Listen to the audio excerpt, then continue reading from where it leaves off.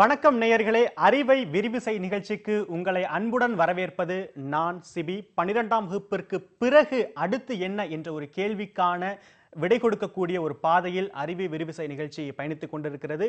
ஏறத்தாழ 25க்கும் மேற்பட்ட படிப்புகளை பற்றியான முழு விவரங்களையும் அந்த படிப்பை பற்றியான புரிதலையும் நம் நிகழ்ச்சி ஒவ்வொரு நாளும் வழங்கி வந்திருக்கிறது. அந்த வகையில் இன்றைய நாளும் உயர்கல்வியில் இருக்கக்கூடிய பரந்துபட்ட வாய்ப்புகளை பற்றி பேசப் போகிறோம். இந்த நிகழ்ச்சியின் தனிச்சிறப்பாக கூடுதலாக மீன்வள படிப்புகள் பற்றியான ஒரு நிகழ்ச்சியாக இந்த நிகழ்ச்சி அமைய போகிறது. மீன்வள படிப்புகளுக்கு உண்டான வாய்ப்புகள் என்ன, இதுவரை பெரிய அளவில் கண்டுகொள்ளப்படாத படிப்பாக மீன்வள படிப்புகள் இருக்கின்றன. ஆனால் படித்து முடித்தவுடன் அரசு வேலையை உறுதி செய்யக்கூடிய ஒரு படிப்பாக மீன்வள படிப்புகள் இருக்கிறது. ஆகையால் இன்றைய நிகழ்ச்சியில் கூடுதல் சிறப்பாக மீன்வள படிப்புகள் பற்றியும் பார்க்க போகிறோம். மீன்வள படிப்புகள் பற்றியான வழிகாட்டுதலையும் ஆலோசனையும் தருவதற்காக தமிழ்நாடு மீன்வள கல்லூரி மற்றும் ஆராய்ச்சி நிறுவனத்தோட தூத்துக்குடியில் செயல்பட்டு கொண்டிருக்கக்கூடிய கல்லூரியின் முதல்வர் திரு முனைவர் சுகுமார் அவர்கள் நம்முடன் அரங்கில் இணைந்திருக்கிறார்கள். அதுபோல உயர்கல்வி தொடர்பான பலதரப்பட்ட வாய்ப்புகள் பற்றிய கருத்துக்களை நம்மோடு பகிர்ந்து கொள்வதற்காக முனைவர் விஜய் அவர்களும் இணைப்பில் இருக்கிறார்கள். உங்கள் இருவரையும் நிகழ்ச்சிக்கு வரவேற்கிறேன். நேயர்களே, மாணவர்களே, பெற்றோர்கள் உங்களுடைய கேள்விகளை 044282822852 என்ற தொலைபேசியிலும் 0446695737 என்ற தொலைபேசியிலும் தொடர்ந்து கேட்கலாம். இந்த நிகழ்ச்சி நியூஸ் 18 தமிழ்நாடு என்ற Facebook பக்கத்தில் நேரலையில் ஒளிபரப்பாய் கொண்டிருக்கிறது. உங்களுடைய கேள்வியை அங்கும் பதிவிடலாம். இப்போ நிகழ்ச்சிக்குள்ள போகலாம் சார். நான் முதல்ல மீன்வள படிப்புகள்ல இருந்தே ஆரம்பிக்கிறேன். நான் ஆரம்பத்திலே சொன்ன மாதிரி மீன்வள படிப்புகளை பொறுத்த வரைக்கும் ஒரு குறிப்பிட்ட பிரிவினருக்கு மட்டுமே விவரம் தெரிந்த ஒரு படிப்பாக இருக்கு அப்படின்ற இந்த படிப்பை பெரிய அளவில் போய் கொண்டு போய் சேர்க்காததற்கு, இல்லை இந்த படிப்பை பற்றியான பெரிய அளவில் புரிதல் ஏற்படாததற்கு காரணம் என்னவா இருக்கும் நீங்க நினைக்கிறீங்க? மக்களுக்கு பொதுவான விழிப்புணர்வு இல்லை என்று தான் கூற முடியுமே தவிர, இந்த மீன்வளத்துடைய முக்கியத்துவம் தற்போது கடந்த சில ஆண்டுகளாகவே பரவலாக பேசப்படுகிறது. மாநில அரசும் சரி, மத்திய அரசிலும் சரி, இந்த மீன் வளத்தை ஒரு உயரிய நிலைக்கு கொண்டு போவதற்கான பல முயற்சிகளை எடுத்துக்கொண்டு வருகிறார்கள். கடந்த ஒரு 5 ஆண்டுகள் தமிழக பட்ஜெட்டை நீங்கள் பார்த்தீங்கன்னாலே தெரியும். மீன் வளத்திற்கு அவங்க ஒதுக்கப்பட்ட நிதி உதவி 5 மடங்கு வரைக்கும் கூடியிருக்குது 6 வருடத்தில். அப்போது அதனுடைய முக்கியத்துவத்தை இப்பொழுது தான் அரசும் புரிந்திருக்கிறது, மாணவர்களும் புரிந்திருக்கிறார்கள் என்று வேண்டே சொல்ல வேண்டும். அதே போல் மத்திய அரசிலும் சரி, நமது பாரத பிரதமர் மோடி அவர்கள் கூட இந்த ப்ளூ ரெவல்யூஷன் என்ற ஒரு நிலையிலே மீன் வளத்தை பெருக்க வேண்டும் என்று ஒரு இதற்கென்று தனி திட்டங்களை தயாரித்திருக்கிறார்கள். அந்த வரைவு திட்டம் என்ன சொல்லுதுன்னா, 12% வரைக்கும் மீன் வளம் உயரும், அதற்கான திட்டங்களை வடிவமைக்க வேண்டும் என்ற ஒரு உயரிய நோக்கத்தோடு செயல்பட்டு இருக்காங்க. இந்த கடந்த 20 ஆண்டுகளாக நீங்கள் பார்த்துட்டிங்கனாலே எந்த ஒரு துறையும் இல்லாத அளவிற்கு மீன்வளத்துறையின் வளர்ச்சி 8% என்ற அளவிலே நிரந்தரமாக இருந்து கொண்டிருக்கிறது. இதை மேலும் 12%க்கு கொண்டு போவதற்கான முயற்சிகள் செய்து கொண்டிருக்கிறார்கள். இதையெல்லாம் செய்ய வேண்டுமென்றால் அதற்கான சரியான தொழில்நுட்ப வல்லுநர்கள் வேண்டும். அதற்காகத்தான் இந்த பிரத்யோகமாக தமிழக அரசு 2012ஆம் ஆண்டிலே மீன் வளத்திற்கென்று தனியாக ஒரு பல்கலைக்கழகத்தையே துவக்கி இந்த பட்டப்படிப்பை விரிவாக்கம் செய்து மேலும் பல நல்ல ஒரு சில ஸ்பெஷலைஸ்டு கோர்சஸ் எல்லாம் இதில் புகுத்தியிருக்கிறாங்க. இது மக்களுக்கு தெரிய நல்ல மாணவர்கள் சேர்ந்து மிகவும் நல்ல ஒரு பட்டதாரிகளை நம்ம தயார் பண்ணிட்டோம்னா நம்மளுடைய மாநிலத்திலும் சரி, நம்ம நாட்டிலும் சரி, மீன் வளத்திற்கென்று ஒரு தனி இடம் எப்பவுமே. நிச்சயமா அந்த மீன்வளத்துறைன்றது நாளுக்கு நாள் அதோட வளர்ச்சின்றது பன்மடங்காக பெருகிட்டு போது. அப்படி வளர்ச்சி அடைந்து கொண்டிருக்கக்கூடிய தேவையான நிபுணர்கள், அந்த துறையில் பயணிக்கக்கூடிய நிபுணர்கள் அதிக அளவில் தேவை. அந்த நிபுணர்களை உருவாக்கக்கூடிய படிப்பா இந்த மீன்வள படிப்புகள் இருக்கு அப்படின்றத நம்ம புரிஞ்சுக்க முடியுது. இதிலிருந்து ஒரு கேள்வியை முனைவர் விஜய்கிட்ட நான் கொண்டு போறேன். மீன்வள படிப்புகள் போலவே எந்தெந்த படிப்புகள்லாம் தேவை இருக்கக்கூடிய படிப்புகள், ஆனால் பொதுவெளியில பெரிய அளவில் வெளிச்சம் படாத படிப்புகளா என்னென்ன இருக்கு? மீன்வளம் அப்படிங்கிறத நம்ம பேசும்பொழுது, இப்போ மீன்வளத்திற்கு ஒரு படிப்பு இருக்கா அப்படிங்கிறது நிறைய பேருக்கு தெரியாது. அதே மாதிரி நிறைய விஷயங்கள், இப்போ ஃபேஷன் டெக்னாலஜி அப்படிங்கிறது ஒரு ஃபேஷன் அந்த ஒரு பிஎஸ்சி மட்டும்தான் இருக்குது அப்படின்னு நினச்சிக்கிட்டு இருக்காங்க. இதில் பிடெக் ஃபேஷன் டெக்னாலஜி அப்படின்னு ஒரு கோர்ஸ் இருக்குது. பிடெக் ஃபேஷன் டெக்னாலஜிங்கிற கோர்ஸ் மாதிரியே இப்போ food technology, BTech food technology இருக்குது, பிடெக் நியூட்ரிஷன் இருக்குது. இது மாதிரி நிறைய படிப்புகள், துறை சார்ந்த படிப்புகள் நிறைய இருக்குது. இன்னொன்று பார்த்தீங்கன்னா சாண்ட்விச் கோர்சஸ் ஒரு 2 கோர்ஸை வந்து இணைச்சு எடுத்துட்டு வரதுக்கான கோர்சஸ் நிறைய இருக்கு. இப்போ ஒரு மெடிக்கல் சயின்சஸ் அப்படிங்கிறதுல வந்து நிறைய எலக்ட்ரானிக் இன்ஸ்ட்ருமெண்ட்ஸ் இருந்துகிட்டு இருக்கு. இந்த எலக்ட்ரானிக் இன்ஸ்ட்ருமெண்ட்ஸை எப்படி வந்துட்டு செயல்படுத்தணும் அப்படிங்கிறதுல வந்துட்டு ஒரு எலக்ட்ரானிக்ஸ் படித்த ஒருத்தர் வந்துட்டு மெடிக்கலும் தெரிஞ்சாதான் அந்த எலக்ட்ரானிக் இன்ஸ்ட்ருமெண்ட்ஸை யூஸ் பண்ண முடியும், அதில் என்னென்ன அட்வான்ஸ்மெண்ட்ஸ் எடுத்துகிட்டு வர முடியும் அப்படிங்கிறத தெரிஞ்சுக்க முடியும். ட்ராவல் அண்ட் டூரிசம் பற்றி பேசிகிட்டு இருக்கோம். நிறைய வந்துட்டு இன்னைக்கு இந்தியா வந்துட்டு கல்ச்சுரல் டூரிசம் பற்றி பேசிகிட்டு இருக்கோம், மெடிக்கல் டூரிசம் பற்றி பேசிக்கிட்டு இருக்கோம். ஏன்னா இன்னைக்கு வந்து சித்த மருத்துவத்திற்கான அந்த இம்பார்ட்டன்ஸ் நிறைய இருந்துகிட்டு இருக்கு. அப்படின்னா அந்த மெடிக்கல் டூரிசம் அப்படிங்கிறதுல ஒரு ஸ்கோப் நிறைய இருந்துட்டு இருக்கு. இது மாதிரி நிறைய கோர்சஸ் இருக்கு. அதோட அறிவை சார்ந்த கோர்சஸாக நம்ம தேடி போய் எடுக்கும் பொழுது அதுக்குண்டான ஆப்பர்ச்சுனிட்டிஸை நம்ம கிராப் பண்ணிக்க முடியும். நிச்சயமா. இந்த நிகழ்ச்சியோட ஆரம்பத்திலே குறிப்பிட்டது போல இந்த நிகழ்ச்சியின் சிறப்பா மீன்வள படிப்புகளுக்கு உண்டான வாய்ப்புகளை பத்தி பேச போறோம். இந்த மீன்வள படிப்புகள்னா என்ன, இதற்கு என்னென்ன வாய்ப்புகள் இருக்கு, இந்த படிப்பை பற்றியான இந்த துறை பற்றியான ஒரு அறிமுகத்தை இந்த செய்தி தொகுப்பின் வழியா நம்ம இப்ப பார்க்கலாம்.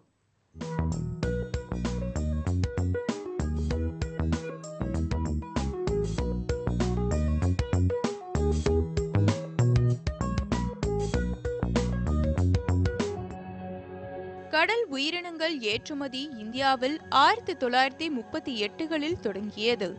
உலர்ந்த உப்பிட்ட கடல் உயிரினங்கள் மற்றும் தாவரங்கள் ஏற்றுமதியில் முக்கியத்துவம் வகிக்கின்றன. ஹாங்காங், சிங்கப்பூர், பர்மா மட்டுமல்லாமல் அமெரிக்க, ஐரோப்பிய நாடுகளுக்கும் விரிவடைந்துள்ளது இந்திய மீன் பொருட்களின் சந்தை.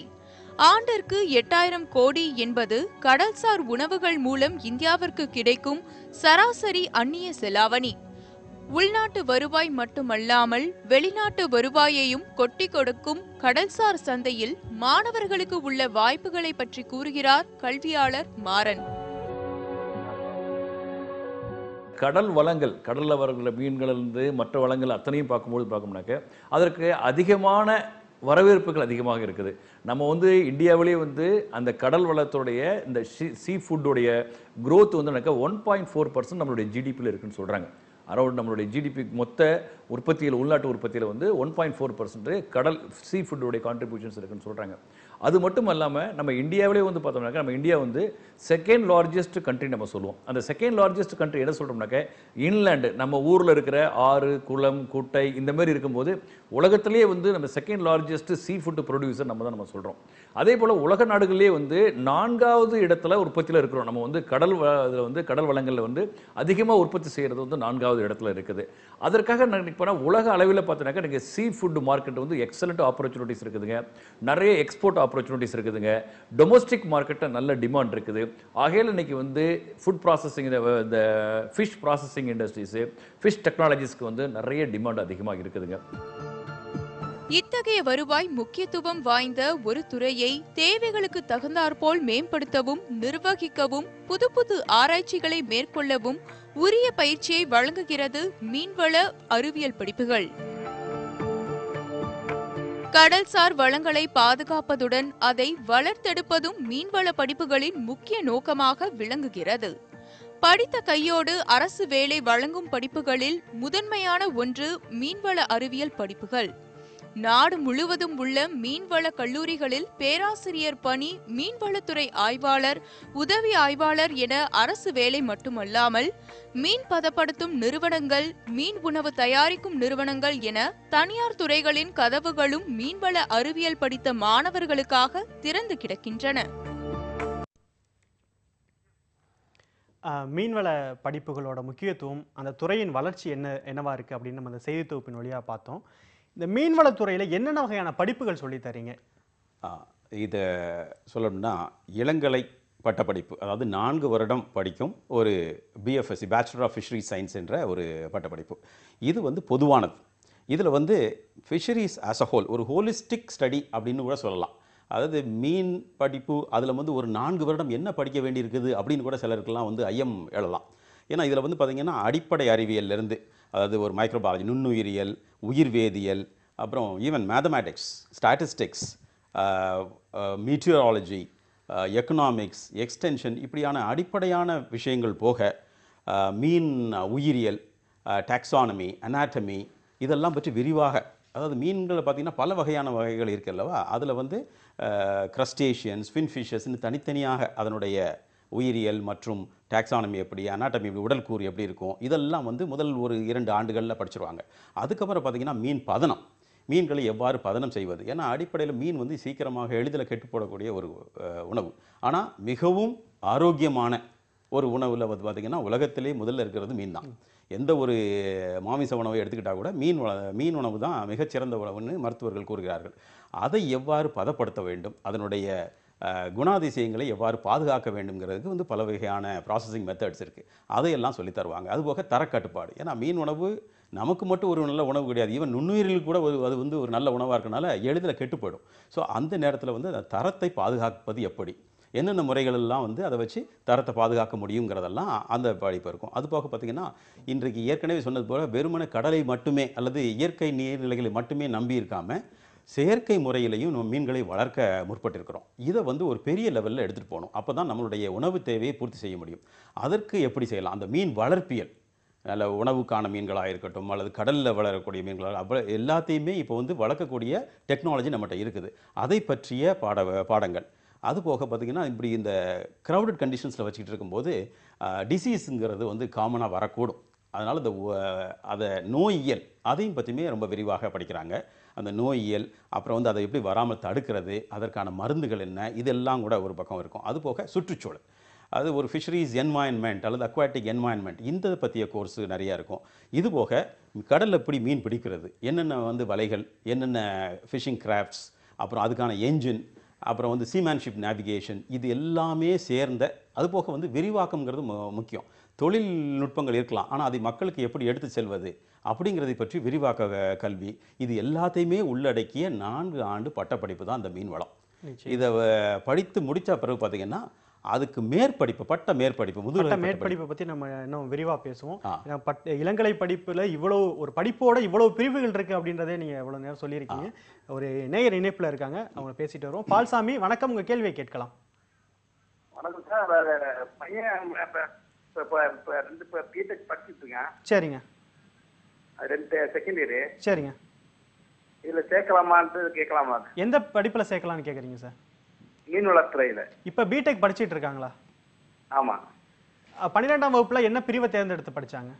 அது அறிவியல் வேதியியல் தான் படிச்சிடலாம். என்ன மதிப்பெண்கள் எடுத்தாங்க சார்? 1087. சரி, தொடர்ந்து நிகழ்ச்சியை பாருங்க. அதாவது அவங்க பையன் வந்து 12ஆம் வகுப்பு பொறியியல் 2ஆம் ஆண்டு படிச்சுட்டு இருக்காங்க. ஆனால் கிட்டத்தட்ட 85 விழுக்காட்டுக்கு மேலே 12ஆம் வகுப்புல எடுத்திருக்காங்க. அநேகமாக அறிவியல் பிரிவு தான் எடுத்து படிச்சிருக்காங்கன்னு நினைக்கிறேன்.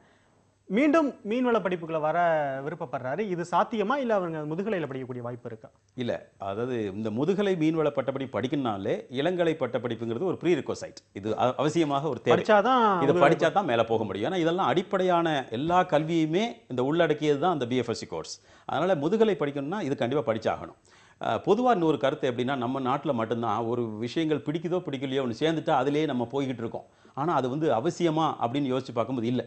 ஏன்னா வாழ்க்கையில் வந்து ஒருத்தன் சந்தோஷமாக இருக்கணும்னா அவனுக்கு வந்து விருப்பமான படிப்பை தான் தேர்ந்தெடுத்து படிக்கணும். அது மீன்வளமாக இருக்கட்டும், அல்லது பிடெக்காக இருக்கட்டும், அல்லது இன்ஜினியரிங்காக இருக்கட்டும், அல்லது மெடிசனாக இருக்கட்டும், எந்த ஒரு நிலையிலையும் இந்த படிப்பு நமக்கு வந்து ஏதோ ஒரு சரியில்லைன்னு நினச்சிட்டானாலே அந்த மாணவன் வந்து வேற ஒரு படிப்பை தேடி போகக்கூடிய ஒரு மனநிலையை வந்து நம்ம வந்து தயார்படுத்த வேண்டும். அப்பொழுதுதான் விருப்பமான துறையில் நமது மாணவர்கள், பட்டதாரிகள் போய் நல்ல நிலையில் உயர முடியும். பிடிக்காத ஒரு படிப்பை படித்து அவனுடைய 4 வருஷமோ 6 வருஷமோ அல்லது வாழ்க்கை முழுதும் கூட வேஸ்ட் பண்ணுறதை விட எந்த படிப்பு பிடிக்கிறதோ அந்த படிப்பை தேர்ந்தெடுத்து அவங்க படிக்கணும். அது மாணவர்கள் வந்து அதாவது இந்த 10, 11, 12 அவங்க மனநிலையை சரியாக புரிந்து கொண்டு செய்ய வேண்டும்.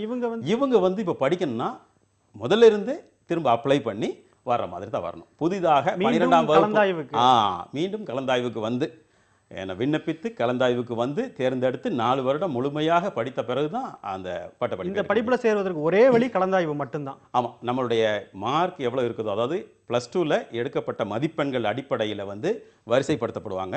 அதன் அடிப்படையில் வந்து கலந்தாய்வுக்கு அவங்களை அழைப்பார்கள். அதன் அடிப்படையில் தேர்வு செய்யப்படுவாங்க. நிச்சயமா அந்த கலந்தாய்வு, கட் ஆஃப் போன்ற பல விஷயங்கள் நம்ம தொடர்ச்சியாக பேச போகிறோம். இதிலிருந்து இந்த நேயர் கேட்ட கேள்வியிலிருந்து நீங்கள் சொன்ன பதிலிருந்து எனக்கு மற்ற படிப்புகளில் ஒரு கேள்வி எழுது. நம்ம ஆரம்பத்திலே நான் சொன்ன மாதிரி பிடித்த ஒரு படிப்புல தேர்ந்தெடுத்து படிச்சுக்கிட்டு இருக்காங்க. ஆனா அவங்க வந்து மத்திய அரசோட இல்ல மாநில அரசோட பல உயர்கல்வி நிறுவனங்கள்ல பட்டப்படிப்பை படிக்கணும்னு விருப்பப்படுவாங்க. அது நடக்காம போயிருக்கும். ஆனா அவங்களுக்கான ஒரு வாய்ப்பு, பட்ட மேற்படிப்புக்கான வாய்ப்பு அந்த பல்கலைக்கழகங்கள்ல, அந்த நிறுவனங்கள்ல இருக்கும். அதெல்லாம் எப்படி சுவீகரித்துக் கொள்ள முடியும்? அந்த வாய்ப்பை எப்படி பயன்படுத்திக்க முடியும்?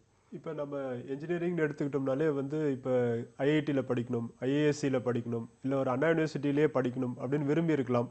இப்போ அண்ணா யூனிவர்சிட்டியில் வந்துட்டு நம்ம தமிழ்நாட்டின் முறையின்படி வந்துட்டு +2ல என்ன மதிப்பெண்கள் எடுத்திருக்காங்களோ அதன் அடிப்படையில் தான் அவங்களுக்கு வந்து சீட்ஸ் கிடைக்குது. இப்போ ஐஐடியில் படிக்கணும் அப்படின்னா அவங்க கேட் எக்ஸாமுக்கு ப்ரிப்பேர் பண்ணியிருக்கணும். இப்போ ஒரு சில கோச்சிங் சென்டர்ஸ்லாம் வந்து பார்த்திங்கன்னா 9வதுலேருந்தே படிக்க ஆரம்பிங்கள், 6வதுலேருந்தே படிக்க ஆரம்பிங்கள் அப்படிங்கிற மாதிரிலாம் இருக்குது. எந்த நேரத்தில் நம்ம படிக்க ஆரம்பிக்கணும் அப்படிங்கிறத நம்ம தெரிஞ்சுக்கணும். இப்போ கேட் எக்ஸாம் அப்படிங்கிறது சிபிஎஸ்சி சிலபஸ்லேருந்து வருது. இப்போ நம்ம ஸ்டேட் போர்டில் படிச்சுட்டு இருக்கோம், நம்மளால் முடியுமா முடியாதா அப்படிங்கிற சந்தேகங்கள் கண்டிப்பாக இருக்கும்.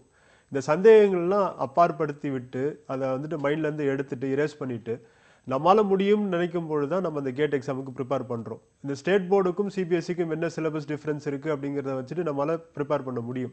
இல்லை இவ்வளோவும் ப்ரிப்பேர் பண்ணிவிட்டு நீங்கள் இதை கேட்ட மாதிரி என்னால் யூஜியில் அந்த ஐஐடி உள்ள என்னால் போக முடியல, இப்போ ஐஏஎஸ்சி உள்ள என்னால் போக முடியல, இப்போ இந்த அடுத்த ஒரு வருடம் திரும்பவும் நான் ப்ரிப்பேர் பண்ணி நான் வந்து திரும்ப யூஜி விரும்பலை, நான் ஏதோ ஒரு நல்ல கல்லூரியில் நான் தேர்ந்தெடுக்கிற ஒரு இளங்கலை படிப்பை நான் படிக்க போகிறேன், அட்லீஸ்ட் நான் பிஜியில் நான் பண்ண போகிறேன் அப்படின்னா பிஜி ஜாயின் பண்ணுறதுக்கு இதே மாதிரி ஒரு என்ட்ரன்ஸ் எக்ஸாமினேஷன் இருக்குது. இப்போ அவங்க ஐஏஎஸ்சியா ஐஐடியான்னு அப்படிங்கிறத முடிவு பண்ணிவிட்டு அதுக்கு உண்டான என்ட்ரன்ஸ் எக்ஸாமினேஷன் என்ன, இப்போ இந்த 4 வருட படிப்பில் நம்ம எப்படி நம்மளை தயார்படுத்திக்க போகிறோம், இந்த 4 வருடங்கள் படித்து முடிச்சிட்டா போகிறோங்கிற மனநிலை இல்லை, அடுத்த 2 வருஷம் நம்ம படிக்க போகிறோம் அப்படின்னா என்ன நம்ம படிக்கணும், இதுக்கு வந்து எக்ஸ்ட்ரா எஃபர்ட் நம்ம என்ன போடணும் அப்படிங்கிறத அவங்க வந்துட்டு ட்ராக் பண்ணி அதுக்குண்டான ப்ரிப்பரேஷனோட வந்தாங்க அப்படின்னா ஆட்டோமேட்டிக்காக வந்து, ஏன்னா யூஜியில் ஒன்ஸ் ஃபெயில் அப்படிங்கிறத புல் ஸ்டாப்பாக இல்லாமல் ஒரு கமாவாக மாற்றிக்கிட்டாங்க அப்படின்னா ஆட்டோமேட்டிக்காக அவங்க அந்த பிஜிங்கிறத அட்டைன் பண்ண முடியும். நிச்சயமா, நல்ல பதில். அடுத்ததாக சுபலட்சுமி இணைப்பில் இருக்கீங்கம்மா, உங்க கேள்வியை கேட்கலாம். இணைப்பில் இருக்கீங்கம்மா, உங்க கேள்வியை கேட்கலாமா? மேடம் இணைப்பில் இருக்கீங்க, நீங்க உங்க கேள்வியை கேட்கலாம். சார் இது மாதிரி வந்து பயாலஜி எடுத்திருக்கேன் சார். சரிங்கம்மா. அதுக்கு வந்து கவர்மெண்ட் ஜாப் வந்து பிரைவேட்லயும் வேலை கிடைக்குமா சார்? இல்லம்மா, நீங்க இப்ப 12ஆம் வகுப்புல என்ன பிரிவு எடுத்து படிச்சிருக்கீங்க? Biology maths. சரிங்க, என்ன படிக்கணும் விருப்பப்படுறீங்க? இப்ப ஃபிஷஸ் தான் படிக்கணும்னு ஆசைப்படுறேன்.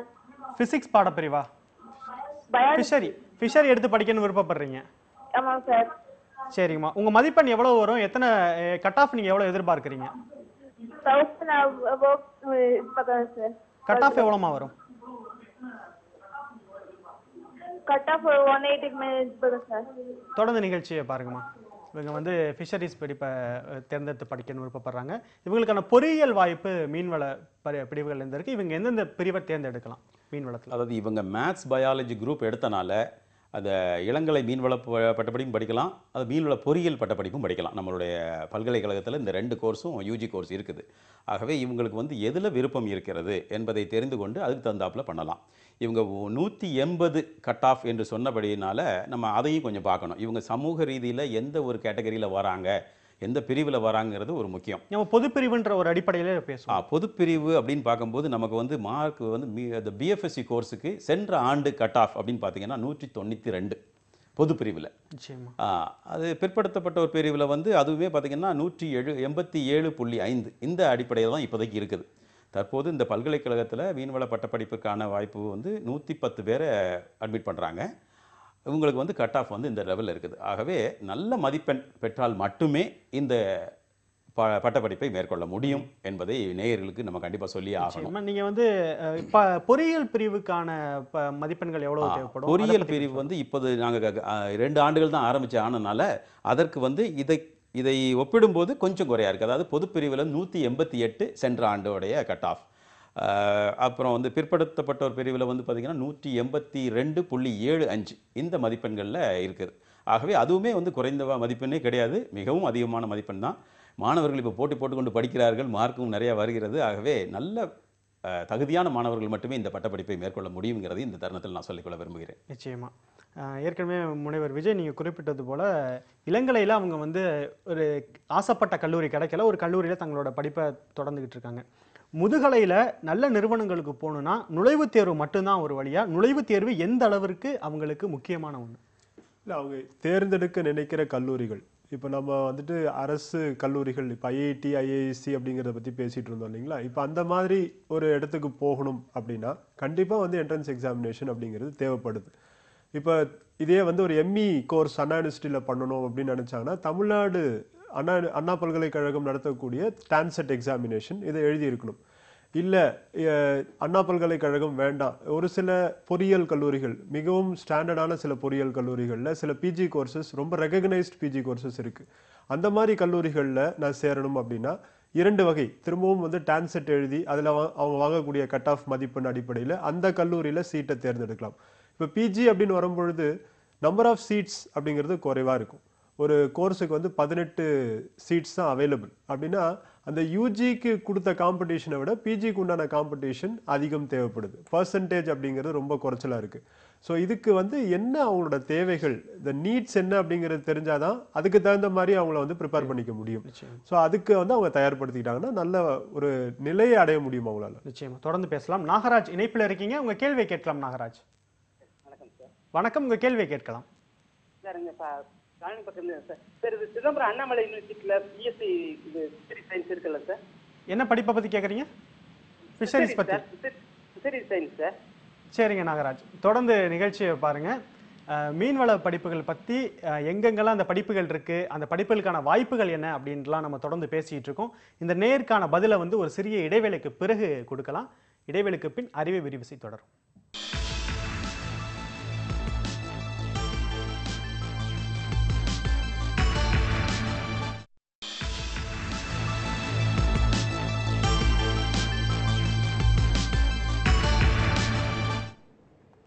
அறிவை விரிவிசை தொடர்கிறது. இடைவேளைக்கு முன்பாக நாகராஜ் என்ற ஒரு நேயர் வந்தார். அண்ணாமலை பல்கலைக்கழகத்தில் மீன்வளம் சார்ந்த படிப்பை பற்றி கேட்டிருந்தார். அதற்கான விளக்கம். மீன்வள பட்டப்படிப்பு வந்து அண்ணாமலை யூனிவர்சிட்டியும் இப்போ ஆரம்பிச்சிருக்கிறாங்க. சென்ற ஆண்டுக்கு முந்தின ஆண்டு முதல் முறையாக செஞ்சுருக்காங்க. ஆனால் நம்ம பல்கலைக்கழகத்தில் நடக்கிற மாதிரி இந்த முறையான ஒரு வரைமுறையோட ஒரு தேர்வு செய்வதெல்லாம் அவங்ககிட்ட இல்லை. அவங்க விண்ணப்பிக்கிறவங்களுக்கு தகுந்தா போல் அவங்க எடுத்துக்கிறாங்க. ஆனால் இந்த பட்டப்படிப்பானது பார்த்திங்கன்னா அகில இந்திய அளவில் பொதுவாக பல மாநிலங்களில் 22 கல்லூரிகளில் இது வந்து நடந்துவிட்டு வந்துருது. இந்த 22 கல்லூரிகளையுமே ஒருங்கிணைத்து செயல்படுவது வந்து Indian council of agriculture research New Delhi. இவங்களுடைய அங்கீகாரம் பெற்றது நம்மளுடைய பல்கலைக்கழகம். ஆகவே இந்த பல்கலைக்கழகத்தில் படிக்கிற மாணவர்களுக்கு தான் மேற்படிப்புக்கான மற்ற பல்கலைக்கழகத்துக்கு போகக்கூடிய வாய்ப்புகளோ அல்லது வந்து மத்திய அரசாங்கத்தினால் கிடைக்கக்கூடிய வேலை வாய்ப்புகளோ அதிகமாக இருக்குங்கிறது உறுதியான ஒரு உண்மை. ஆகவே மாணவர்கள் வந்து தேர்வு செய்யும்போது அதன் அடிப்படையில் அதையும் கொஞ்சம் கருத்தில் வச்சுக்கிட்டாங்கன்னா ரொம்ப நல்லது. நிச்சயமா தொடர்ந்து பேசலாம். அமீனா இணைப்பில் இருக்கீங்கம்மா, உங்க கேள்வியை கேட்கலாம். Good morning sir. Good afternoon sir. வணக்கம் வணக்கம், கேள்வி கேட்கலாமா?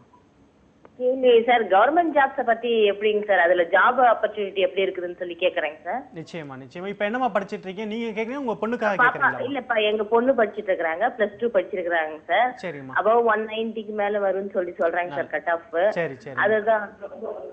சரிங்கம்மா, நாங்களே கேட்க வேண்டிய கேள்வி. காலர் உங்ககிட்ட இருந்து ஒரு கேள்வி வருது. இதுக்கான முழுமையான விடையை வந்து நம்ம வாங்கிடலாம். அதாவது அரசு பணி அப்படின்னு அவங்க கேட்குறாங்க. இந்த வேலைக்கான நான் ஆரம்பத்திலே குறிப்பிட்டேன், அரசு பணிக்கான நெருக்கமான ஒரு படிப்பு அப்படின்னு. இது வரைக்கும் படித்து எத்தனை பேர் வந்து அரசு பணிக்கு போயிருப்பாங்க? அந்த அரசு பணின்றது ஏன் இந்த படிப்பை பொறுத்த வரைக்கும் நெருக்கமான படிப்புன்னு நம்ம சொல்கிறோம்? இது ஒரு நல்ல ஒரு கேள்வி, நல்ல ஒரு நிலை. ஆக்சுவலாக இந்த நிலைப்பாடு எப்படி இருக்குதுன்னா, நமக்கு வந்து நான் ஏற்கனவே சொன்னபோது மீன் வளம் வந்து விரிந்து கொண்டு இருக்கக்கூடிய, வளர்ந்து கொண்டு இருக்கக்கூடிய ஒரு துறை. இந்த துறையில் வந்து தொழில்நுட்ப வல்லுநர்களுடைய தேவை அதிகமாக இருக்கிறது. அது வந்து அரசு துறையாகட்டும் அல்லது தனியார் துறையாகட்டும், இதில் வந்து தேவைகள் ஜாஸ்தி இருக்குது. அதற்கான வல்லுநர்கள் கம்மியாக இருக்கிறாங்க. இதுதான் அடிப்படை உண்மை. மேலும் சொல்லப்போனால் இந்த வருடம் தான், சென்ற வருடத்திலிருந்து தான் நாங்கள் வந்து எங்களுடைய சேர்க்கை எண்ணிக்கையை வந்து 110 என்ற அளவில் மாற்றியிருக்கிறோம். அதுக்கு முன்னாடிலாம் பார்த்திங்கன்னா வெறும் 40 பேர் அல்லது 60 பேர் தான் இருந்தாங்க. ஆகவே தேவைக்கு தகுந்தாற்போல் கிராஜுவேட்ஸ் இல்லாமல் இருந்தாங்க. இப்பொழுது தான் கொஞ்சம் கொஞ்சமாக அந்த தேவையை நாங்கள் பூர்த்தி செய்ய முயற்சி செஞ்சு கொண்டிருக்கோம். இன்னும் வாய்ப்புகள் ஏராளமாக இருக்கிறது. அரசு மீன்வளத்துறையில் சேரணுனாலே மீன்வள பட்டப்படிப்புங்கிறது அவசியம் என்று ஒரு அரசாங்க ஆணை இருக்கிறது. இதை போராடி பெற்றோம். நாங்கள்லாம் மாணவர்களாக இருக்கும் பொழுது வேலை வாய்ப்பை எண்ணி சேர்ந்தவர்களுக்காகவே போராடி அரசு வந்து இதற்காகவே பிரத்யோகமாக ஆரம்பிக்கப்பட்ட ஒரு கல்லூரி என்பதனால இதில் வெளிவரக்கூடிய மாணவர்களை மட்டுமே அரசு துறையில் சேர்த்து கொள்ள வேண்டும் என்று ஒரு அரசாணை இருக்கிறது. இந்த மாணவர்கள் இல்லை என்றால் தான் வேறு பட்டதாரிகளை தேர்ந்தெடுப்பார்கள். ஆகவே இந்த பட்டப்படிப்பில் இதுவரைக்கும் ஒரு உண்மை என்னென்னா, படித்து முடித்துவிட்டு வேலை இல்லை என்ற ஒரு நிலை இல்லை. எல்லாருக்குமே வேலை இருக்கிறது. அரசாங்கத்தில் ஆகட்டும், பிரைவேட்டில் ஆகட்டும். சிலர் வந்து விரும்பியே தனியார் துறையை தேர்ந்தெடுக்கிறார்கள். ஏன்னா சில துறைகளில் பார்த்தீங்கன்னா சில தனியார் நிறுவனம் நம்ம தொடர்ந்து பேசலாம். அரசாங்கத்தை பொறுத்தவரையில் பார்த்தீங்கன்னா மீன்வளத்துறை இதுவரைக்கும் நம்மளுடைய கல்லூரியில் முடித்த ஒரு 36% பட்டதாரிகள் அரசு துறையில் வேலை பார்த்துக்கிட்டு இருக்காங்க, மீன்வளத்துறையில் மட்டும். அது எந்த நிலையிலன்னு பார்த்தீங்கன்னா உதவி ஆய்வாளர் மீன்வளத்தில் இருந்து கூடுதல் இயக்குனர் வரைக்கும் இன்றைக்கி வந்து அந்த பொசிஷன்ஸ் எல்லாம் அவங்க இருக்கிறாங்க. கிட்டத்தட்ட நம்ம கல்லூரியில் முடித்தவங்க மட்டும் ஒரு 150 பேர் கிட்டத்தட்ட அரசு துறையில், அதாவது மீன்வளத்துறையில் மட்டும் வேலை பார்க்குறாங்க. இது போக பார்த்தீங்கன்னா பல்கலைக்கழகத்தில் அதில் பார்த்தீங்கன்னா ஒரு 60 பேர் இருக்காங்க. அப்புறம் மத்திய அரசாங்கத்தில் பார்த்தீங்கன்னா மீண்டும் ஒரு 60 பேர் இருக்காங்க. இப்படி பார்க்கும்போது இதற்கான வாய்ப்புகள் ரொம்ப பிரகாசமான இருக்கிறது. அரசு துறையில் வேலை பார்க்கணும்னா இன்றைக்கி வந்து மீன்வள படிப்பு தான் மிகுந்த ஒரு சிறந்த உறுதியான ஒரு நிலைப்பாட்டோடு இருக்கிற ஒரு பட்டப்படிப்பு. நிச்சயமா. இணைப்பில் ஒரு நேயர் இருக்காங்க, அவங்க கிட்ட பேசிடலாம். ஸ்ரீதர் இணைப்பில் இருக்கீங்க, உங்க கேள்வியை கேட்கலாம். ஸ்ரீதர்.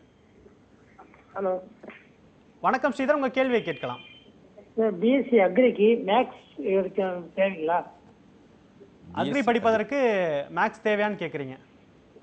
நீங்க 12ஆம் வகுப்புல என்ன பிரிவு எடுத்து படிச்சிருக்கீங்க? அவங்க ஃபர்ஸ்ட் குரூப் தான், மேக்ஸ், பிசிக்ஸ், கெமிஸ்ட்ரி, பயாலஜி. நிச்சயமா பொதுப்பிரிவு எடுத்து படிச்சவங்க எந்த பிரிவை நோக்கியும் உயர்கல்வியில் எடுக்க முடியும் அப்படின்றதான் நிதர்சனம். அதனால கண்டிப்பா உங்களுக்கான வாய்ப்பும் இருக்கு அப்படின்றத நம்ம உறுதியாக சொல்ல முடியும். தொடர்ந்து நிகழ்ச்சியை பாருங்க. முனைவர் ரவி, இதுலேருந்து ஒரு கேள்வி எனக்கு எழுது. இப்போ சார் சொன்னாங்க மீன்வள படிப்புகள் அரசுக்கு எவ்வளவு நெருக்கமான ஒரு இது அப்படின்னு. பொறியியலிலும் அப்படி நிறைய படிப்புகள் இருக்கு, பெட்ரோலியம், மைனிங், இது போன்ற படிப்புகள். இந்த படிப்புகளை நோக்கி இந்த படிப்புகளை எப்படி மாணவர்கள் இனம் கண்டு கொள்ளணும், இதற்கான வாய்ப்புகளை பற்றி கொஞ்சம் சொல்லுங்க. இல்லை, நம்ம முன்னாடியே பேசிகிட்டு இருந்த மாதிரி தான் அண்ணா பல்கலைக்கழகத்திலேயே வந்துட்டு எல்லாருக்கும் தெரிஞ்சது வந்து மெக்கானிக்கல், இல்லை சிவில், இல்லை இசிஇ, ட்ரிபிள்இ, கம்ப்யூட்டர் சயின்ஸ், இவ்வளோ தான் வந்துட்டு கோர்சஸ் அப்படின்னு நினச்சிக்கிட்டு இருக்காங்க. அப்படி இல்லை, கிட்டத்தட்ட வந்து ஒரு 24 டிபார்ட்மெண்ட்ஸ் இருக்குது. இப்போ நம்ம ஃபுட் டெக்னாலஜி பற்றி பேசிகிட்டு இருக்கோம். இப்போ எப்படி ஒரு ஃபிஷரிஸை பற்றி நம்ம பேசுகிறோமோ அதே மாதிரி வந்து ஒரு பிடெக் ஃபுட் டெக்னாலஜி அப்படின்னு ஒரு கோர்ஸ் இருக்குது. நம்ம ஆடை வடிவமைப்பில் வந்துட்டு ஃபேஷன் டெக்னாலஜின்னு பேசும்பொழுது அதுக்கு அடுத்து லெதர் டெக்னாலஜி பற்றி பேசலாம். அதே மாதிரி வந்து நீங்கள் இப்போ பெட்ரோலியம் பற்றி பேசுகிறீங்க, மெட்ரோலாஜி அப்படின்னு ஒரு கோர்ஸ் இருக்குது. இது மாதிரி நிறைய கோர்சஸ் வந்துட்டு இன்டெப்த் கோர்சஸ் நிறைய இருந்துகிட்டு இருக்கு. 4 வருட படிப்புகளாக வந்துட்டு இந்த கோர்சஸ் எல்லாம் இருக்குது அப்படிங்கிறத வந்து அவங்க மாணவர்கள் தெரிஞ்சுக்கணும். ஒரு அவேர்னஸ் கிரியேட் ஆகலை இன்னும். இந்தந்த படிப்புகள்லாம் இருக்குது அப்படிங்கிறதே இன்னும் நம்ம தெரிஞ்சிக்காமல் இருக்காங்க. இன்னும் சொல்ல போனீங்கன்னா இந்த இது கவுன்சிலிங் ஸ்டார்ட் ஆகும் பொழுது அண்ணா பல்கலைக்கழகத்தில் வந்து ரொம்ப ஸ்டாண்டர்டான இந்த கோர்சஸ் எல்லாம் வந்துட்டு ஹையஸ்ட் கட் ஆஃபில் ஃபில் ஆகிருக்கும். ஒரு சில கோர்சஸ் வந்து என்ன நினச்சிக்கிட்டு இருக்காங்கன்னா இந்த படிப்புகள்லாம் படித்தா நமக்கு வேலைகள் கிடைக்காதோ அப்படின்னு நினச்சிட்டு இருக்காங்க. சதவீதம் அப்படி கிடையாது, சதவீதம் சேம் தான். இப்போ ஒரு பிஏ ஹிஸ்ட்ரி படித்தவருக்கு வந்துட்டு 10 பேர் படிக்கிறாங்கன்னா ஒரு வேலை கண்டிப்பாக இருக்குது. அதே இன்ஜினியரிங்கை வந்துட்டு ஒரு 100 பேர் படிக்கிறாங்கன்னா 10 பேருக்கு உண்டான வேலை இருக்குது. என்ன படிப்பை நம்ம படிக்கிறோம், அது எவ்வளோ இன்ட்ரெஸ்ட் எடுத்து படிக்கிறோம், அதில் நமக்கு எவ்வளோ வந்துட்டு பிடித்தல் இருக்குது அப்படிங்கிறத தெரிஞ்சு படித்தாங்கன்னா போகிறோம். இப்போ அந்த பிடித்தல் அப்படிங்கிறது எப்போ வரும் அப்படின்னா என்னென்ன ஆப்பர்ச்சுனிட்டிஸ் இருக்குன்னு தெரிஞ்சால் தான் வரும். அந்த ஆப்பர்ச்சுனிட்டிஸ் தெரிஞ்சுக்கிட்டாங்கன்னா நிறைய கோர்சஸை பற்றி அவங்களுக்கு தெரிய வரும். நிச்சயமா. நம்ம இவ்வளோ நேரம் முக்கியமான படிப்புகளை பற்றி பேசிக்கிட்டு இருக்கோம். நீங்கள் ஆரம்பத்திலே குறிப்பிட்டீங்க மீன்வள படிப்புகள் எவ்வளவு தூரம் ஒரு வேலைவாய்ப்பை முழுவதும் உறுதி செய்யக்கூடிய ஒரு படிப்பாக இருக்குது அப்படின்னு. அப்படி பல அரசு துறை வாய்ப்புகளையும் அயல்நாட்டு பணி வாய்ப்புகளையும் உருவாக்கி கொண்டு வந்த அந்த துறைகளுக்கான மாணவர்களை உருவாக்கி கொடுத்த தூத்துக்குடியில் செயல்பட்டு கொண்டிருக்கக்கூடிய அந்த கல்லூரியை பற்றியான ஒரு காட்சியை உங்கள் முன் நாங்கள் இப்போ வைக்கிறோம், பார்க்கலாம்.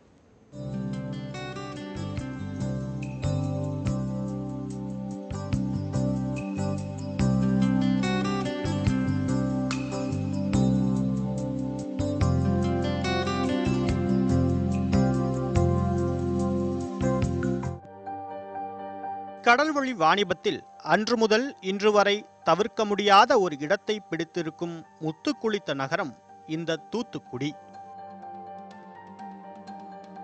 பரபரப்பான இந்த செம்மண் பூமியில் பறந்து விரிந்திருக்கிறது அரசு மீன்வள ஆராய்ச்சி கல்லூரி.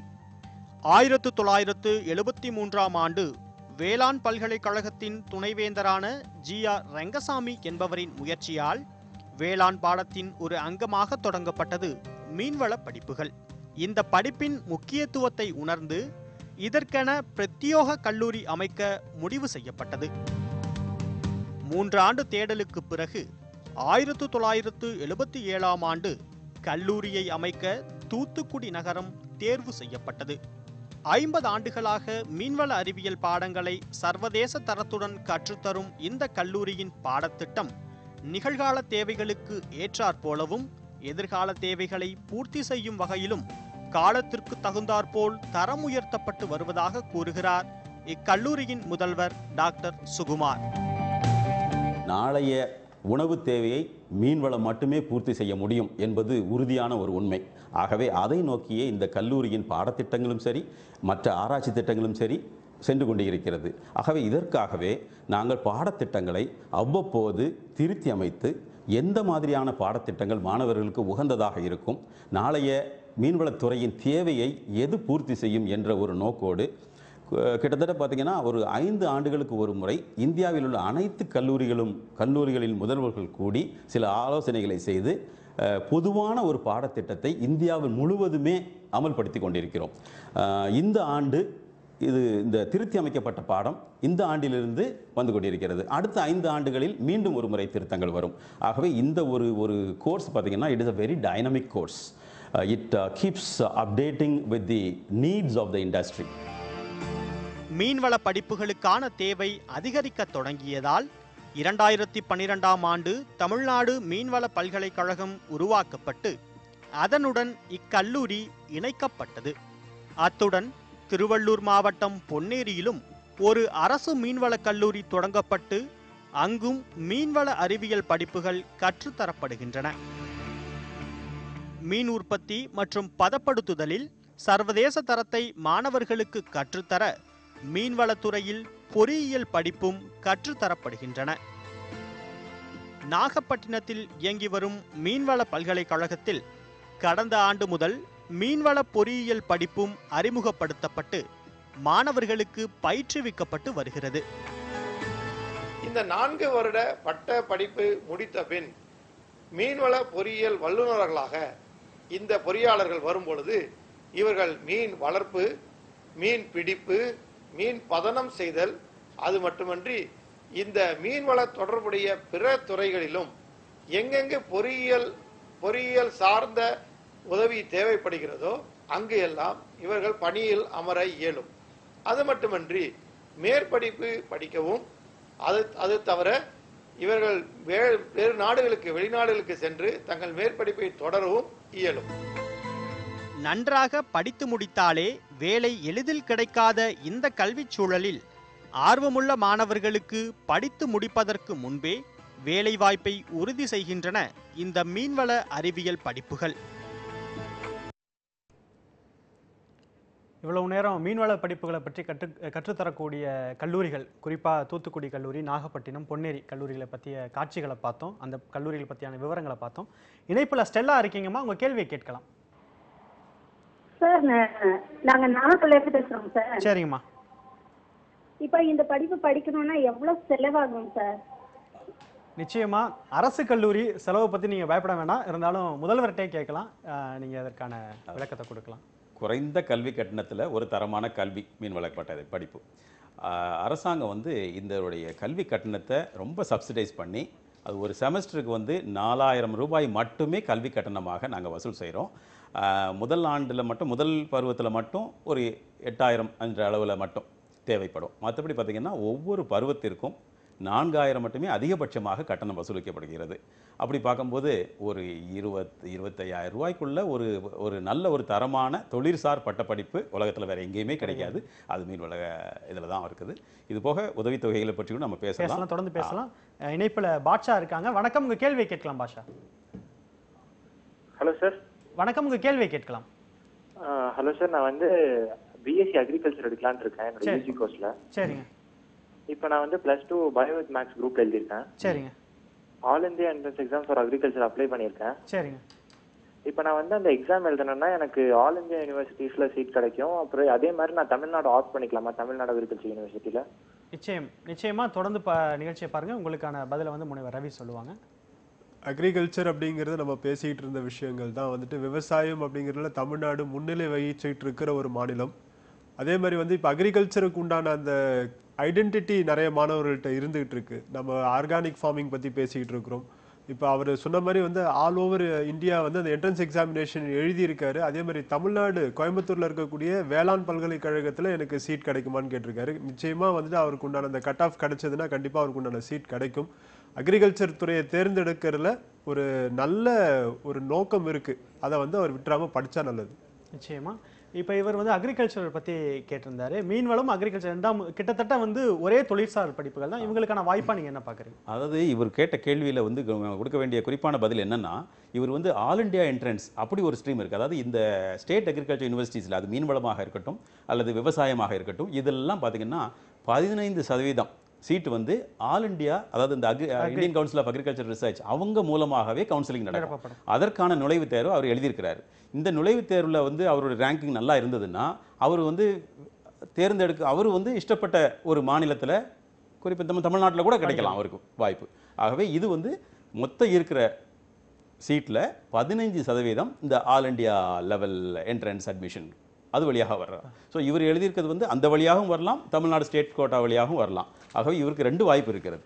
ஸோ அவர் கேட்ட கேள்விக்கு தகுந்தாப்புல அவர் வந்து நினைச்சா தமிழ்நாட்டிலையும் இருக்கலாம், அல்லது வேற மாநிலத்தில் போய் படிக்கணும்னாலும் அவருடைய விருப்பப்படி படிக்கலாம். தொடர்ந்து பேசலாம். அரவிந்த் இணைப்பில் இருக்கீங்க, உங்க கேள்வி கேட்கலாம். அரவிந்த். ஹலோ, வணக்கம் சார். நான் ஆதிபத்திலிருந்து அரவிந்த் பேசுறேன். கேட்கலாம், கேள்வியை கேட்கலாம் சார். நாகப்பட்டினத்துல வந்து 20 பொறியியல் கல்லூரி 20 சீட் இருக்குன்னு சொன்னீங்கல்ல? சரிங்க. அதுல எம்பிசி, ஓசி அந்த மாதிரி பிரிவு எத்தனை சீட் இருக்கு சார்? அப்புறம் எம்பிசிக்கு எவ்வளவு கட் ஆஃப் போறோம் அப்படின்னு? சரி, தொடர்ந்து நிகழ்ச்சியை பாருங்க. நாகப்பட்டினம் கல்லூரியை பத்தி கேட்குறாங்க. அந்த கல்லூரியின் நிலவரம் என்ன? அந்த கல்லூரி ஆரம்பித்து இப்போ 2 வருடங்கள் ஆகிவிட்டது. அதற்கான பூர்வாங்க பணிகள், அதாவது அந்த நிரந்தரமாக கல்லூரி கட்டப்பட்டு வருகிறது. நல்ல வசதிகளோட, ஏன்னா அரசாங்கம் நல்ல நிதி கொடுத்துருக்காங்க, நல்லா வந்துகிட்டு இருக்கிறது. சென்ற வருடம் வந்து எம்பிசிக்கு உள்ள கட் ஆஃப் அப்படின்னு நம்ம பார்த்தோம்னா 184.5. இந்த வருடமும் அதே அளவில் இருக்கும், அதை விட கூட இருக்கலாம், பட் அதே அளவில் இருக்கலாம். அதனால் அவர் நம்பிக்கையோட அப்ளை செய்யலாம்னு மட்டும் சொல்லிடலாம். நிச்சயமா. இங்கே எனக்கு ஒரு கேள்வி எனக்கு எழுது. மீன்வள படிப்புகளில் பொறியியல் படிப்புகளுக்கும் மற்ற பட்டப்படிப்புக்கும் உள்ள வேறுபாடு என்ன? பொறியியல் படிப்பின் தேவை வாய்ப்பு எந்த அளவில் இருக்கும், இல்லை மற்ற இளங்கலை படிப்போட தேவை வாய்ப்பு எந்த அளவில் இருக்கும்? இது ஒரு நல்ல கேள்வி.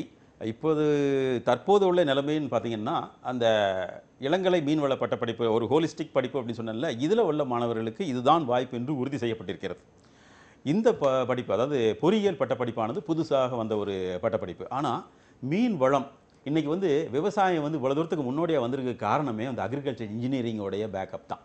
அதே மாதிரி ஒரு நோக்கோடு தான் நாங்கள் வந்து இந்த மாதிரி கோர்ஸையும் ஆரம்பிச்சிருக்கிறோம். ஸோ இது வந்து வாய்ப்பு இதுதான் அப்படின்னு சொல்ல முடியாது, ஆனால் வாய்ப்புகள் பிரகாசமாக இருக்கிறது. ஏன்னா எந்த ஒரு துறையுமே வளர்ச்சி அடையணும்னாலே அந்த பொறியியல் வந்து அதுக்கு ஒரு பேக்கப் கொடுத்து தொழில்நுட்பம் கண்டிப்பாக வேணும். அந்த ஒரு நோக்கோடு தான் அந்த ஒரு கோர்ஸ் ஆரம்பிச்சிருக்கோம். கண்டிப்பாக வாய்ப்புகள் பிரகாசமாக இருக்கும். நிச்சயமா. இதுலேருந்து ஒரு கேள்வி முனைவர் விஜய்கிட்ட போயிடுறேன். கண்டிப்பாக ஒரு நாட்டோட கட்டமைப்புக்கு பொறியியல்ன்றது அவசியம். அது வேளாண்லே பொறியியல் கொண்டு வந்துட்டாங்க, மீன்வளத்துலேயும் இருக்குது. இப்போ பொறியியலை விடுத்துட்டு நம்ம கலை அறிவியல் படிப்புகள்னு போனால் தமிழக அளவில் 3 லட்சம் பட்டதாரிகள் கலை அறிவியல் படிப்பு படிச்சுட்டு வெளில வர்றாங்க. அந்த 3 லட்சம் பட்டதாரிகளுக்கும் முறையான வேலை கிடைச்சிருச்சு அப்படின்றத இங்கே அறுதிட்டு நம்ம சொல்ல முடியாது. அதற்கான காரணமாக என்ன பார்க்குறீங்க? கலை அறிவியல் படிக்கக்கூடிய மாணவர்கள் தங்களுக்கான வாய்ப்புகளை படித்த பிறகு ஏற்படுத்திக்க என்னென்ன அடிப்படையான காரியங்களை அவங்க படிக்கும் காலத்தில் செய்யணும்? இப்போ கலை அறிவியல் அப்படின்னு நம்ம எடுத்துக்கிட்டோம்னாலே வந்துட்டு இப்போ பிகாம் அப்படிங்கிறதுலாம், இப்போ நம்ம எப்படி வந்துட்டு இன்ஜினியரிங்கில் பேசணுமோ அது மாதிரி பிகாம் அப்படிங்கிறது ஒரு பழைய படிப்பு அப்படின்னு நினச்சிக்கிட்டு இருக்கோம். இப்போ அதில் வந்துட்டு அடுத்தடுத்த ஸ்டெப்ஸ், இப்போ BCom corporate secretaryship, BCom computer science, BCom accounting and finance, இந்த மாதிரி நிறைய படிப்புகள் வந்திருக்கு. இதிலே இன்னும் அடுத்து ப்ரொஃபஷனலாக இப்போ பிகாம் படிச்சுட்டு ஒரு நல்ல நிலைக்கு நான் போகணும், இப்போ நான் எப்படி நம்ம இன்ஜினியரிங்கில் மாஸ்டர்ஸ் படிக்கணும்னு நினைக்கிறோமோ அது மாதிரி ஒரு ப்ரொஃபஷனலாக வந்து படிக்கணும் அப்படின்னும் போது chartered accountancy, cost and works accountants, corporate secretaryship, இது மாதிரி கோர்சஸ்லாம் இருக்குது. இதை வந்து அவங்க வந்து +2 முடிச்சுட்டு ஒரு இளங்கலை ஜாயின் பண்ணும் பொழுது இதுக்குண்டான அந்த ஃபவுண்டேஷன் கோர்ஸை எழுதி அதில் வந்துட்டு அவங்க பெரிய லெவலில் வர முடியும். இல்லை இதை விட்டுட்டு மற்ற கோர்சஸ், இப்போ வந்துட்டு ஜேர்னலிசம் அப்படிங்கிற கோர்ஸ் இருக்குது. இப்போ வந்துட்டு இன்றைக்கி பார்த்தீங்கன்னா மீடியாவோட இது நிறைய இருக்குது, சேட்டலைட் டெலிவிஷன்ஸ் நிறைய இருக்குது. இப்போ ஜேர்னலிசம் படித்த ஒருத்தருக்கு வந்துட்டு வாய்ப்புகள் அதிகமாக இருக்குது, மாஸ் கம்யூனிகேஷன் படிக்க முடியும். என்னென்ன கோர்சஸ் இருக்குது அப்படிங்கிறத தாராளமாக அவங்க தெரிஞ்சுக்கணும். இப்போ வந்துட்டு எப்படி வந்து அண்ணா யூனிவர்சிட்டி வந்துட்டு இன்ஜினியரிங்கை பார்த்துக்கிட்டு இருக்கோ அது மாதிரி வந்துட்டு மெட்ராஸ் யூனிவர்சிட்டி மட்டும் இல்லை, தமிழகத்திலேயே வந்துட்டு நிறைய அஃபிலியேட்டிங் யூனிவர்சிட்டிஸ் இருக்குது, நிறைய கோர்சஸ் நடத்திக்கிட்டு இருக்கிறாங்க. ஸோ என்னென்ன கோர்சஸ் இருக்குது, எதில் நமக்கு இன்ட்ரெஸ்ட் இருக்குது. இப்போ ஒரு க்ரியேட்டிவாக ஒருத்தர் இருக்கார், க்ரியேட்டிவாக இருக்க ஒருத்தருக்கு வந்துட்டு இப்போ பிஏ கம்யூனிகேஷனோ இல்லை பிஏல வந்துட்டு ஃபைன் ஆர்ட்ஸோ படிக்கிறதுக்கான ஆப்பர்ச்சுனிட்டிஸ் இருக்குது. ஸோ அதில் வந்து அவங்க வந்து அந்த கோர்ஸை எடுத்து படித்தாங்கன்னா போகிறோம். இதை படித்தா எனக்கு வேலை கிடைக்குமா, இதெல்லாம் ஒரு படிப்பா அப்படின்னு நினைக்கிறவங்க நிறைய பேர் இருக்காங்க. இப்போ நம்ம போன காலர் பேசின மாதிரி அக்ரிகல்ச்சர் விவசாயத்தை பற்றி நான் படிச்சுட்டு வரணுமா, ஒரு 3 வருஷம் நான் விவசாயத்தை பற்றி படித்தாதான் தெரியுமா அப்படிங்கிற அவசியம் இல்லை. விவசாயத்தில் இருக்கக்கூடிய நுண்ணறிவை அந்த கோர்ஸ் கொடுக்கும். ஸோ அந்த மாதிரி எடுத்து படிக்கும் பொழுது அவங்களோட இன்ட்ரெஸ்டோட படிக்கும் பொழுது நிறைய ஆப்பர்ச்சுனிட்டிஸ் அவங்களால பில்ட் பண்ணிக்க முடியும். தொடர்ந்து பேசலாம். ஜெகதீஷ் இணைப்புல இருக்கீங்க, உங்க கேள்வியை கேட்கலாம். Jagadish hello sir. வணக்கம், உங்க கேள்வியை கேட்கலாம் சார். இப்ப படிச்சாதான் இதுல நீங்க இது பண்ணணும்னு சொல்றீங்க. சரிங்க, எந்த படிப்பை பத்தி நீங்க கேட்க விருப்பப்படுறீங்க? சார் மீன் வளர்க்கறத பத்தி தான் சார். சரிங்க. அதாவது இப்ப தனியா தொழில் பண்ணலாம்னு சொல்லி கேக்குறேன், அது எப்படி சார் பண்ணலாம்? சரிங்க, மிக முக்கியமான கேள்வி. சுயதொழில் வேலை வாய்ப்பு, அதற்கான வாய்ப்பு, சுயதொழில் வாய்ப்புக்கான தேவை இந்த படிப்பு எந்த அளவுக்கு களம் அமைச்சு கொடுக்குது இந்த படிப்பு? இந்த நேயர் கேட்ட கேள்வி மிகவும் ஒரு நேர்த்தியான கேள்வின்னு கூட நான் சொல்லலாம். ஏன்னா எந்த ஒரு தொழில்சார் பட்டப்படிப்புமே சுயமான வேலைக்கு ஒரு வழிவகுக்க வேண்டும். அந்த வகையில் வந்து எங்களுடைய பட்டதாரிகள் இதுவரைக்கும் 10% மேல் சுயமாக தொழில் முனைவோராக மாறி மிகவும் ஆரோக்கியமான ஒரு தொழிலில் அவங்க ஈடுபட்டு இருக்காங்க. சிலர்லாம் பார்த்திங்கன்னா இன்றைக்கி வந்து ஏதோ ஒரு மேன்மையான ஒரு நிலைக்கு போயிருக்கிறாங்க. அதற்கெல்லாம் வழிவகுக்கக்கூடிய இந்த கோர்ஸு அது வந்து எந்தெந்த துறைகள்லாம் பார்த்திங்கன்னா மீன் வளர்ப்பு, இன்றைக்கி வந்து இறால் வளர்ப்பாகட்டும் இருக்கட்டும், மீன் வளர்ப்பாக இருக்கட்டும், அது நன்னீராக இருக்கட்டும், அல்லது கடல்சார் வளங்களில் ஆரம்பிக்கக்கூடிய ஒரு மீன் வளர்ப்பாக இருக்கட்டும், வெகு நேர்த்தியாக சென்று கொண்டிருக்கிறது. அதுபோக மீன் பதனத் தொழில், அதுலேயுமே நமது வந்து தொழில் வல்லுநர்கள் அதிக விஷயமாக நிறையா ஈடுபட்டு கொண்டிருக்காங்க. இதுபோக அலங்கார மீன் வளர்ப்பு, சிலர் வந்து இன்னும் சில பிஸ்னஸ், அதாவது ஒவ்வொரு தொழிலுக்கும் தேவையான அதர் பெரிஃபரல் சப்ளை, இது எல்லாத்தையுமே கூட செஞ்சுக்கிட்டு இருக்காங்க. நிறைய பேர் வந்து ஏற்றுமதி தொழில்களையும் ஈடுபட்டிருக்காங்க. ஆகவே சுய தொழிலில் ஈடுபட வேண்டுமானாலும் கூட இந்த கல்லூரி முழுமையாக அதற்கு தயார் செய்கிறது. படிப்பு அதற்கான விதையை வித்துடுகிறது எடுத்துக்கலாம். நேயர் இணைப்புல இருக்காங்க, பேசிடலாம். ஷோபா இணைப்புல இருக்கீங்க, உங்க கேள்வியை கேட்கலாம். ஹலோ, வணக்கம் சார். வணக்கம் மேடம். நான் வந்து டீச்சரா இருக்கேங்க. நல்லது, உங்க கேள்வி கேட்கலாம். என்னோட பையனுக்காக தான் கேட்கணும்னு சொல்லி. சரிங்கம்மா. இந்த மீன்வள பொறியியல்ல எந்தெந்த கோர்ஸ் இருக்கு? சரி. எஸ்சிக்கு வந்து கட் ஆஃப் எவ்வளவு போயிருக்கு? சரி, தொடர்ந்து நிகழ்ச்சியை பாருங்கம்மா. என்னென்ன படிப்புகள் இருக்கு அப்படி அந்த படிப்பை பற்றியான விவரத்தை பற்றி கேட்குறாங்க. பொறியியல், அதாவது இந்த பொறியியல் கோர்ஸை வந்து வடிவமைக்கும் போதே முந்தைய துணைவேந்தர் என்ன பண்ணார்னா, இந்த கோர்ஸில் வந்து மற்ற பொறியியல் படிப்புகள் மாதிரியே அந்த பேசிக் கோர்சஸ் எல்லாம் ஸ்ட்ராங்காக இருக்கணுங்கிறனால அந்த engineering statistics, engineering mathematics, engineering physics இது எல்லாமே முதல்ல படிப்பாங்க. அதுபோக மீன் வளம் சம்பந்தப்பட்ட அனைத்து பொறியியல் படிப்புகள், மீன் பதன தொழிலில் உள்ள மீன் பொறியியல், அப்புறம் எலக்ட்ரானிக்ஸ், இதுவும் ரொம்ப அவசியம். அதாவது மீன் பிடிப்பில் பார்த்திங்கன்னா நிறைய எலக்ட்ரானிக் எக்யூப்மெண்ட்ஸ் எல்லாம் உண்டு. அதற்கான எலக்ட்ரானிக்ஸ், எலக்ட்ரிக்கல்ஸ், அதுபோக வந்து மெக்கானிக்கல் வந்து ரொம்ப அவசியம். அந்த எவ்ரிதிங் இஸ் மெஷின். ஸோ அந்த வகையில் அதுபோக வந்து கன்ஸ்ட்ரக்ஷன், ஸோ சிவில், இதுலேயுமே அவங்க இந்த மாதிரி தனித்தனி பிரிவுகளில் எல்லா விஷயங்களுமே சொல்லிக் கொடுக்குறாங்க. ஆகவே இது வந்து அகெயின் நான் சொன்ன மாதிரி பேசிக் கோர்சஸ் வந்து முதல் 1-2 ஆண்டுகள், அதுக்கப்புறம் அப்ளைட் கோர்சஸ் எல்லாமே அவங்களுக்கு நேர்த்தியாக கற்றுக் கொடுக்குறாங்க. நீங்கள் இடையில சொல்ல வந்தீங்க, உங்களுடைய கருத்து. இந்த போன கலர் கேட்ட மாதிரி இந்த பிஸ்னஸ் ஆப்பர்ச்சுனிட்டிஸ், இந்த ஆண்டர்பிரினர்ஷிப் அப்படிங்கிற இந்த மொமெண்டம் இப்போ கிரியேட் ஆகிட்டு இருக்கு. கவர்மெண்ட் ஆஃப் இந்தியாவும் சரி, கவர்மெண்ட் ஆஃப் தமிழ்நாடும் சரி, நிறைய ஸ்கீம்ஸ் இதுக்காக கொடுத்துட்டு இருக்காங்க. எப்படி ஒரு அக்ரிகல்ச்சருக்கு வந்துட்டு ஒரு சப்சிடி இருக்கோ, அதே மாதிரி இந்த ஃபிஷரிஸ் இந்த பிஸ்னஸை பண்ணக்கூடியவங்களுக்கு நிறைய சப்சிடியோட லோன்ஸ் இருக்கு, நிறைய வழிகாட்டுதல் நிகழ்ச்சிகள் இருக்கு. அது மூலமாகவும் வந்துட்டு அவங்களால பெரிய லெவலில் வர முடியும். நிச்சயம். நிகழ்ச்சியோட இறுதி தருணத்தில் இருக்கும். இந்த படிப்பு படிப்பவர்களுக்கான உதவித்தொகை என்னவா இருக்கும்? கடைசி கருத்தா, இறுதியான கருத்தா உங்களுடையது? ஓகே, ஏற்கனவே கல்வி கட்டணமும் கம்மி, அதுபோக இவர்களுக்கு வந்து அரசு கொடுக்கக்கூடிய சமூக வளர்ச்சிக்காக கொடுக்கக்கூடிய அனைத்து ஸ்காலர்ஷிப்பும் இருக்குது.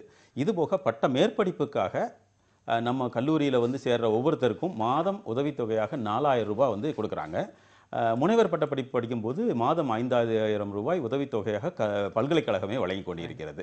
ஸோ அதனால் மாணவர்கள் வந்து ஈவன் அவங்களுடைய பொருளாதார நிலவை கொஞ்சம் சுமாராக இருந்தால் கூட அவங்களால சிறப்பாக படிக்க முடியும். அந்த உதவித்தொகையை மட்டுமே நம்பி அவங்களால அந்த கோர்ஸை முடிக்க முடியும். நிச்சயமா. இந்த 1 மணி நேர நிகழ்ச்சியில் ஒரு படிப்பை பற்றியான அரசு பணியையும் சுயதொழில் வேலைவாய்ப்பையும் பெரிய அளவில் கொடுக்கக்கூடிய ஒரு படிப்பை பற்றியான முழுமையான புரிதலை கொடுத்தீங்க. அதே போல் உயர்கல்வியில் இருக்கக்கூடிய வாய்ப்புகள், உயர்கல்வியை எப்படிலாம் படிக்கணும் அப்படின்றது தான் மிக முக்கியமானது. அது தொடர்பான ஆலோசனையும் கொடுத்தீங்க. உங்கள் இருவரின் வருகைக்கும் வழிகாட்டுதலுக்கும் கருத்து பகிர்வுக்கும் மிக்க நன்றி. மீன்வள படிப்புகள் பற்றியான ஒரு முழுமையான வழிகாட்டுதலை இந்த நிகழ்ச்சியில் கொடுத்தோம். மீண்டும் நாளை மற்றொரு படிப்புடன் உங்களை சந்திக்கிறேன். நன்றி, வணக்கம்.